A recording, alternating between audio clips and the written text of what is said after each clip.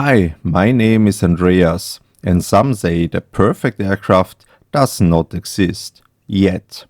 So I decided to build it on my own. If you love aircraft, follow me, get it from dream to reality. Let's go! Welcome back, my friends. During the past year, we got a lot of comments regarding manufacturability, and yes, we have taken them very seriously. We have done a lot of detail improvements to both the engine inlets and also the tail, so that they are easier to get out of the form after lamination and also easier to assemble the whole build groups afterwards. Here you can see the part which adds an inch of length to the tail, so we can build it as one piece and cut it to the length afterwards. It has a body draft angle on all sides, so that the hull will be easier to get out of the negative forms. We glued it on and are now applying fairing to get a super smooth surface. Lots of sanding still ahead waiting for us. The first layer is on, and let's also have a look at the back side. The back is also looking fine, so the next step is to address the aforementioned improvement in assembling. For this cause we are adding a step surface built from machined medium density wood. This will allow to later directly attach the inlets, or in the case of the elevator, the upper and lower surface shells. It takes a lot of patience to glue it on by hand, but it was still quicker than building a jig. The alignment went very well, so now all what's left to do is apply a little bit of fairing to the gap in between the wood and the fuselage as well. You may wonder about the round stepped surface in the middle.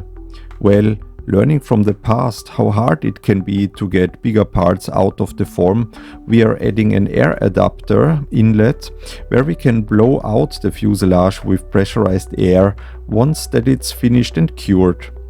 Luckily for us, there is no carbon at this place, and it's also perfectly aligned in the middle of the mold.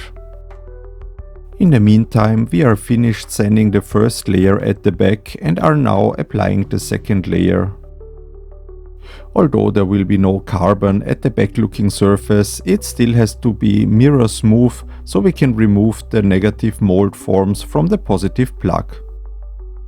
It's almost tragic that you have to remove almost 90% of what you previously added with hard work before, but that's just life.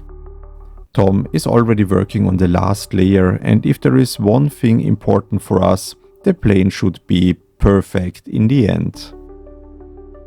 And after 1.5 weeks of hard work, this is how the result looks like now. On the engine inlets there was not so much work to be done, but you can still see that the alignment is perfect and it is ready for building the negative molds. Let's also have a look at the elevator. The yellow area is where we now added a slight angle to the surface. Previously it would have been not as easy to get the part out of the mold. The other side also got treated the same way, but we will do a last pass after we turn the aircraft back to normal again. The starboard side, which is now on the left of course since it's inverted, is not 100% finished, but it will be within the next 2 days. So let's have a last look at the port side since it's finished now, and then continue working on the starboard side. You already know the drill. Apply lots of filler so it doesn't get boring with sanding. This was already the last task for the fuselage, so there will be one video next week where we are building the negative molds for the engine inlets and polish the top side of the fuselage once more before we finally create the molds and have a copy of the aircraft where we can build the interior and bulkheads from. So let's have a quick look at the project overview. The plug has changed from light green to dark green, giving us an additional 10% or overall 5%.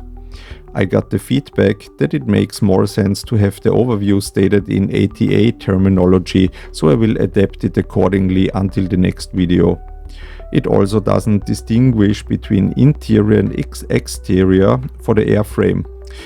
So this will also be changed. Okay, so that's it for this week.